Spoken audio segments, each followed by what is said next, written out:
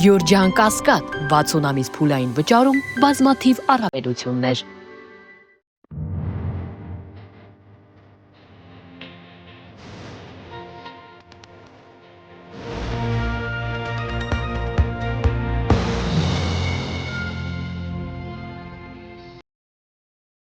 ԱՄՆ-ն պատրաստվում է սպանել ՆԱՏՕ-ն նոր զտված դաշինք ստեղծելու համար, որտեղ Թուրքիայի համար այլևս տեղ չկա։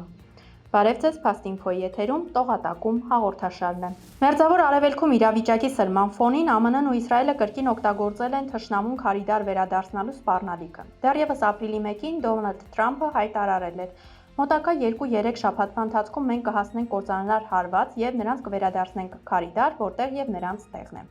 Իրանի պատասխանը եղել է աշխարհաքաղաքական սարկազմի ոճով։ Իրանական իռնագործակալությունը հրապարակել է Աքեմենյան տերության քարտեզը Քրիստոսից առաջին 150-ից 330 թվականներին, որն ընդգրկում էր տարածքներ Եգիպտոսից մինչև Հնդկաստան հետևյալ մակագրությամբ. Այս քարտեզի վրա պատկերված է Իրանն իր քարիդարում։ Դուք պնդում եք դրա վերականգնման անհրաժեշտությունը։ Սա պարզապես բառախաղ չէ։ Սա քաղաքակրթական բախում է, որտեղ Թրամփի բիզնես ագրեսիան բախվում է Իրանի հազարամյա պարտությանը։ Ահա թե ինչ է թաքնված այս պատմական թրոլինգի հետևում։ Թրամփի համար քարիդարը ենթակառուցվածքների ոչնչացումն է առանց էլեկտրականության, ինտերնետի եւ նավթի։ Սակայն Իրանը հիշեցնում է, որ իրենց պետականության հիմքերը դրվել են այն ժամանակ, երբ Ամերիկա մայրցամաքում դեռ քաղաքակրթության հետքեր չկային։ Տողատակում ասվում է. «Դուք կարող եք քանդել մեր կամուրջները, բայց դուք չեք կարող քանդել մեր ինքնությունը։ Մենք կայսրություն ենք եղել առանց ձեր տեխնոլոգիաների էլ»։ Իրանի պատասխանը ոչ միայն սրամիտ է, այլև չափազանց վտանգավոր։ Աքեմենյան կայսրության քարտեզը ներառում է ժամանակակից Իսրայելը, Թուրքիան, Եգիպտոսը, Արաբական թերակղզին եւ Միջին Ասիան։ Հրապարակելով այդ քարտեզը Թեհրանը հասկացնում է. եթե դուք մեզ վերադարձնեք մեր քարիդար, ապա այդ դարաշրջանում այս բոլոր հողերը պատկանում էին մեզ։ Սա ուղղակի ակնարկ է, որ Իրանը պատրաստ է վերականգնել իր ազդեցությունը ողջ տարածաշրջանում, հաշվի չնստելով ներկայիս սահմանների հետ։ Թրամփի նշած 2-3 շաբաթը եւ ապրիլ 1-յան հայտարարությունները լարվածությունը հասցնում են գագաթնակետի։ Սա արդեն դիվանագիտություն չէ, սա փողոցային մենամարտի հրավեր է։ Իրանն իր հերթին ցույց է տալիս, որ չի վախենում այդ ժամկետներից, քանի որ իրենց ժամանակը չափվում է դարերով, ոչ թե նախագահական ժամկետներով։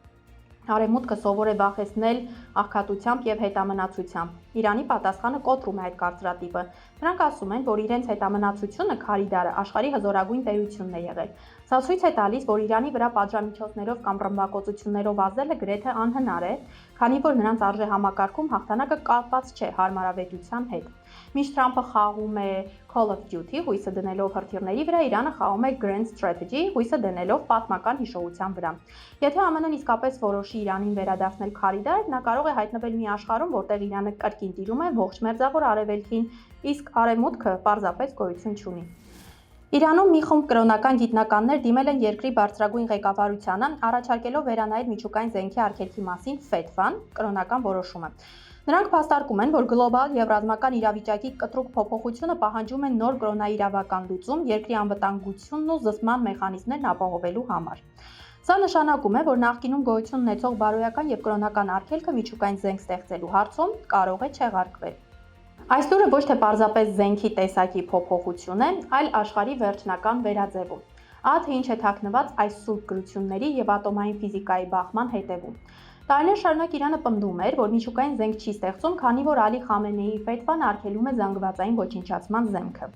Դա Իրանի գլխավոր դիվանագիտական հաղթաթուղթն էր։ Այսօր այդ հաղթաթուղթը դրվում է կրակի մեջ։ Տողատակում ասվում է. «Դիվանագիտության ժամանակն ավարտվել է, մենք այլևս կարիք չունենք աշխարհին ապացուցելու մեր խաղաղասիրությունը»։ Սա Իրանի վերջին զգուշացումն է նախքան ատոմային տերություն դառնալը։ Ինչպես նախորդ վերլուծություններում նշեցինք, Իրանն անցել է թեոլոգիական ռեժիմի։ Եթե կրոնական գիտնականներն ասում են, որ պայմանները փոխվել են, նրանք նկատի ունեն, որ սա այլևս սովորական պատերազմ չէ, այլ վերջին ճակատամարտ։ Եթե թշնամին, ԱՄՆ-ն եւ Իսրայելը սպառնում է պետության եւ կրոնի գոյությանը, ապա ցանկացած զենք դառնում է հալալ, այսինքն թույլատրելի։ Սա կանաչ լույս է իրանցի ֆիզիկոսներին անցնելու վերջին 1%-ին։ Հիշում եք Թրամփի սպառնալիքը վերադարձնել Իրան նարի քարիդար։ Իրանի պատասխանը սա է. մենք կվերադառնանք քարիդար միայն այն դեպքում, եթե ձեզ էլ տանենք մեզ հետ։ Միջուկային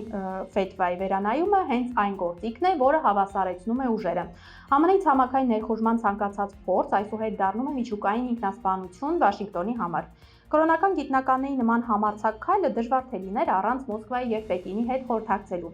Տողատակում սա նշանակում է, որ Արևելքի բլոկը պատրաստ է Իրանին տեսնել միջուկային ակումբում որպես Արևմուտքի ագրեսիան կանգնեցնող միակ իրական պատնեշ։ Իրանը դառնում է այն մոլեգնած խաղացողը, ում միջոցով Ռուսաստանն ու Չինաստանը վերջնականապես կոտրում են ԱՄՆ-ի հեգեմոնիան։ Եթե ֆեթվան փոխվի, ապա աշխարհը կլինի ոչ թե պատերազմի շեմին, այլ պատերազմի նոր որակի մեջ։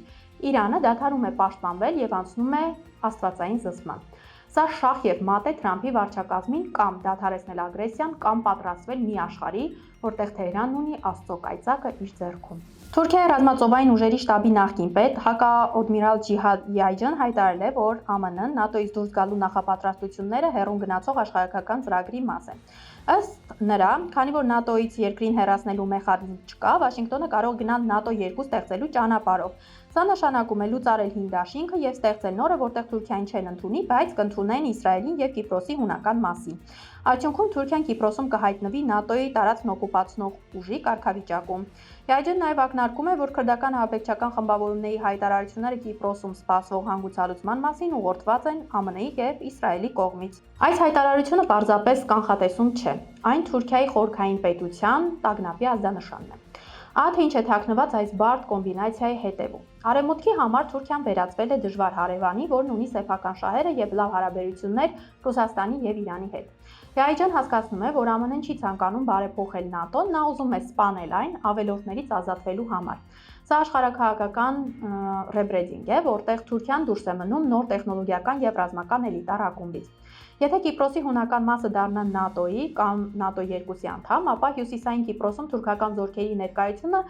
ավտոմատ կերպով կդիտարկվի որպես հարձակում դաշինքի վրա։ Սա թույլ կտա Արևմուտքին օրինականացնել ցանկացած պատժամիջոց կամ նույնիսկ ռազմական գործողություն Թուրքիայի դեմ, օգտագործելով դաշինքի կանոնադրությունը։ Կիպրոսը վերածվում է ականի, որը կարող է պայթեցնել Թուրքիայի տարածաշրջանային հավակնությունները։ Իսրայելի հնարավոր անդամակցությունը նոր դաշինքին փոխում է Մերձավոր Արևելքի ողջ տրամաբանությունը։ Դա կնշանակի, որ Իսրայելի դեմ ցանկացած հարձակում, օրինակ Իրանի կողմից, կդառնա ողջ Արևմուտքի պատերազմը։ Յայջն ակնարկում է, որ ԱՄՆ-ն ստեղծում է մի կառույց, որտեղ Իսրայելը փոխարինելու է Թուրքիային որպես տարածաշրջանի գլխավոր ոստիկան եւ ռազմաբազա։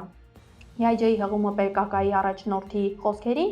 ցույց է տալիս Թուրքիայի վախը կրկնակի ակցիայի մեջ ընկնելուց։ Մի կողմից քրդական պետականության նախագիծը Սիրիայում եւ Իրաքում, մյուս կողմից Կիպրոսի միջոցով Թուրքիային միջերկրական ծովից մեկուսացնելը։ Յայջն հասկացնում է, որ սա մեկ միասնական պլան է, որն ուղղված է Թուրքիան վերածելու միջին կարգից համակային պետության, զրկելով նրան ծովային տերության կարգավիճակից։ Կապույտ հայրենիք կոնցեպտից։ Թուրքիայի համար ՆԱՏՕ-ն այլևս անվտանգության երաշխավոր չէ, այլ դիվանագիտական բան, որտեղից դուրս գալը վտանգավոր է, իսկ մնալը անիմաստ։ Յայջի վերլուծությունը հուշում է, որ Թուրքիան պետք է պատրաստվի մի աշխարհի, որտեղ նախկին դաշնակիցները դառնալու են իր գլխավոր թշնամիները, իսկ Կիպրոսը դառնալու է այն վայրը, որտեղ կորոշվի Թուրքիայի որպես մեծ տերության ապագան։ Հորմուզի նեղուցի փակումը համաշխարհային էներգետիկ ճգնաժամ է առաջացրել, ստիպելով երկրներին անցնել խիստ խնայողության ռեժիմի։ Պակիստան։ Բենզինի գինն աճել է 43%-ով, խնայողության համար հասարակական տրանսպորտը դարձել է անվճար։ Չինաստան սահմանել է նավթամթերքի գների ժամանակավոր վերին շեմ։ Հարավ-Արևելյան Ասիա, Հնդկաստան, Ինդոնեզիա, Վիետնամ եւ այլն անցում է կատարվում հեռավար աշխատանքի, սահմանափակվում է գազի արդյունաբերական օգտագործումը։ Հարավային Կորեա սահմանափակվել է պետական մեքենաների շաբաթական օգտագործումը, ճգնաժամն արդեն հարվածել է Ասիային եւ շուտով կհասնի ԱՄՆ եւ Եվրոպա։ Իրանը կամ տարածաշրջանի խաղացողները ցույց տվեցին, որ ժամանակակից աշխարհը հսկա է կավե ոտքերի վրա։ Ընդամենը մեկ նեղուց փակելով նրանք կաթվածահար համաշխարհային լոգիստիկան։ Սա էներգետիկ շանտաժի գագաթնակետն է։ Տողատակում ասվում է, ձեր տեխնոլոգիաները, AI-ը եւ բանակները ոչինչ են, եթե ձեր մեքենաները վառելիք չունեն, իսկ գործարանները գազ։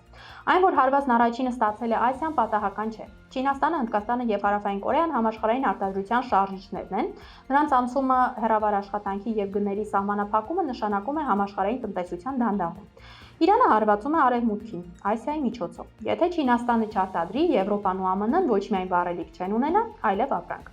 Եթե երկրները սկսում են մասսայաբար անցնել հեռավար աշխատանքի, վառելիք խնայելու համար, նշանակում է, որ պետությունը չի կարողանում երաշխավորել բնականոն կյանքը։ Սա հոգեբանական պարտություն է։ Պակիստանի անվճար տրանսպորտը կամ Ինդոնեզիայի հեռավար գրաֆիկը իրականություն չեն, դրանք փլատակների տակից դուրս գալու փորձեր են։ Եթե Ասիան արդեն ծնկ է եկել, ապա Եվրոպան, որն առանց այն էլ էներգետիկ խնդիրներ ունի, պարզապես սառի։ Սա ակնարկ է, որ Թրամփի կամ Բրիտանիայի ռազմական օգնությունը անօգուտ է տնտեսական այս շրջափակման դեմ։ Իրանը տեսել է մի իրավիճակ, որտեղ հաղթելու համար պետք չէ կրակել Վաշինգտոնի վրա, բավական է թույլ չտալ, որ նավթը հասնի տեղ։ Մենք տեսնում ենք նոր տիպի համաշխարհային պատերազմ, որտեղ զենքը նավթի գինն է, իսկ ռազմաճակատը բենզալցակայանը։ Իրանն ապացուցեց, որ ինքը կարող է անջատել աշխարհը եւ ոչ մի բրիտանական կամ ամերիկյան հոբ համակարգ չի կարող խոցել բենզինի 43% թանկացումը։ Time ամսագիրը գրում է, որ Իրանի հետ պատերազմը փոշիացրել է Դուբայի ստեղծած լիբերալ ֆասադը։ Դուբայի գլխավոր խաղաթուղթը միշտ եղել է անվտանգությունն ու անհոգ բարեկեցությունը, սակայն հրթիռային հարվածները կոտրեցին այդ առասպելը։ Իրանական անօթաչուն այրել է Քուվեյթյան նավթագիրը հենց Դուբայի նավահանգստում, բայց տեսանյութեր գրեթե չկան։ Իշխանությունները դաժանորեն ճնշում են ցանկացած տեղեկատվության տարածում։ ԱՄԷ-ի իրական ավտորիտար դեմքը ի հայտ եկավ, մարդկանց ձերբակալում են անգամ սեփական վնասված տան լուսանկարը մտերիմներին ուղարկելու կամ մասնավոր խմբերում լուրեր կիսելու համար։ Մինչ ինֆլուենսերները շարունակում են գովերքել աշխարհի ամենաանվտանգ քաղաքը, հազարավոր օտարերկրացիներ փորձում են լքել երկիրը։ Միևնույն ժամանակ ԱՄՆ-ն մեղադրվում է տարածաշրջանային աղետների սադրման մեջ, նա Սուդանի արյունալի քաղաքացիական պատերազմի գլխավոր հովանավորներից է, որն արդեն խլել է 400,000 կյանք։ Այս հոդվածը ոչ թե Դուբայի, այլ գլոբալ կապիտալիզմի ամենամեծ պատրանքի մահահոսականն է։ Ահա թե ինչ է թաքնված այս տողերի հետևում։ Դուբայի հիմնական մոդելը հետևյալն է. տվեք մեզ ձեր փողերը եւ լռությունը, մենք ձեզ կտանք շքեղություն եւ անվտանգություն։ Հենց առաջին իրանական դրոնը հարվածեց այդ մոդելին, պարզվեց, որ առանց անվտանգության Դուբայը պարզապես դեկորատիվ անապատ է։ Տողատակում ասվում է, երբ տեխնոլոգիաները չեն կարողանում կանգնեցնել հրթիռները, իշխանությունն անցնում է սմարթֆոնների դեմ պայքարի։ Իրականությունը թաքցնելն այլևս հեշտ չէ, քան երկիրը պաշտպանելը։ Հոդվածը սուր հարված է հասցնում սոցցանցերի այն կեղծ պատկերին, որը տարիներով ստեղծվել է Դուբայի շուրջ։ Մինչ մարդիկ նկուղներում թաքնվում են, ինստագրամյան աստղերը շարունակում են գովազդել անհոգ կյանքը։ Սա ցույց է տալիս, որ ԱՄՆ-ն ստեղծել է տեղեկատվական տոտալիտարիզմի մի նոր տեսակ, որտեղ դրական կոնտենտը պարտադիր պետական պատվեր է։ Ազատ լրագրության բացակայությունը Դուբայը վերածել է մի մեծ շոումենի շոուի, The Truman Show, որտեղ կուլիսների հետևում հրդեհ է։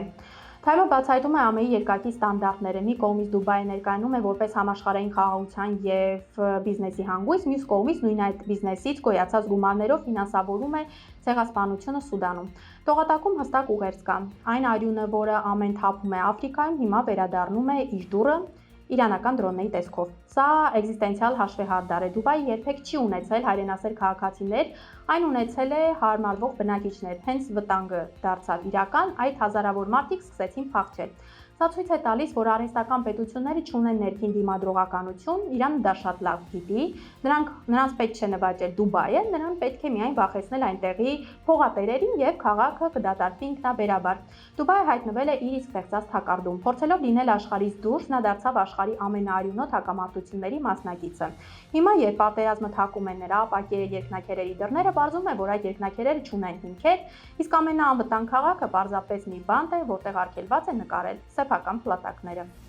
Այսօրվա համար պատրաստել էինք այսքանը։ Fast Info-ի հաղորդումներին արագ հասանելիություն ունենալու համար կարող եք բաժանորդագրվել YouTube-յան մեր ալիքին։ Մնացեք մեզ հետ։